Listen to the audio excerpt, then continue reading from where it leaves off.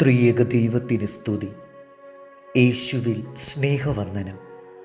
ഒരിക്കൽ ഒരാനയും ഒരു നായയും ഒരേ സമയം ഗർഭിണികളായി. 3 മാസം കഴിഞ്ഞപ്പോൾ നായ 6 കുഞ്ഞുങ്ങൾക്ക് ജന്മം നൽകി. 6 മാസം കഴിഞ്ഞ് വീണ്ടും ഗർഭിണിയായി. 9 മാസമായപ്പോൾ വീണ്ടും 5 കുഞ്ഞുങ്ങൾക്ക് ജന്മം നൽകി. വീണ്ടും നായ ഒരിക്കൽ കൂടി മക്കളെ പ്രസവിച്ചു. അങ്ങനെ ആ നായ തൻ്റെ കുഞ്ഞുങ്ങളോടൊത്ത് സന്തോഷത്തോടെ ജീവിച്ചു. 18-ാം മാസം നായ ഗർഭിണിയായ ആനയുടെ അടുത്ത് ചെന്ന് ഇങ്ങനെ ചോദിച്ചു, നിനക്കുറപ്പുണ്ടോ നീ ഗർഭിണിയാണെന്ന്? നമ്മൾ രണ്ടുപേരും ഒരുമിച്ചല്ലേ ഗർഭം ധരിച്ചത്? ഞാനിപ്പോൾ 3 പ്രാവശ്യം കുഞ്ഞുങ്ങൾക്ക് ജന്മം നൽകി. 15-ലധികം കുഞ്ഞുങ്ങൾ എനിക്കുണ്ട്. ആ കുഞ്ഞുങ്ങളെല്ലാം വലിയ നായ്ക്കളായി വളർന്നു കഴിഞ്ഞു.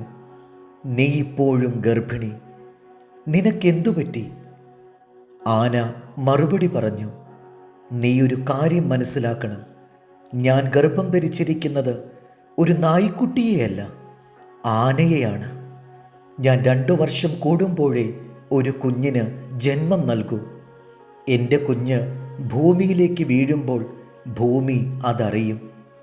എൻ്റെ കുഞ്ഞ് വഴിമുറിച്ച് കിടക്കുമ്പോൾ വാഹനങ്ങൾ നിർത്തി അത്ഭുതത്തോടെ ആളുകൾ നോക്കി നിൽക്കും. ഞാൻ ഗർഭം ധരിച്ചിരിക്കുന്നത് ശ്രദ്ധ പിടിച്ചുപറ്റുന്ന ശക്തിയുള്ളതും വലിപ്പമുള്ളതുമായ ഒരു ആനയെയാണ്. മറ്റുള്ളവർ അവരുടെ വിജയം കൈവരിക്കുമ്പോൾ നിന്റെ വിശ്വാസവും പ്രതീക്ഷയും നഷ്ടപ്പെടരുത്. അവരുടെ ഉയർച്ചയും നേട്ടവും നിന്നിൽ അസൂയ ഉണ്ടാക്കരുത്.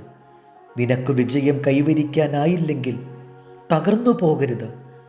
നിന്നോട് തന്നെ പറയുക, എൻ്റെ സമയം വരുന്നതേയുള്ളൂ. അത് ഭൂമിയിൽ പതിക്കുമ്പോൾ ആളുകൾ ആദരവോടെ നോക്കി നിൽക്കും.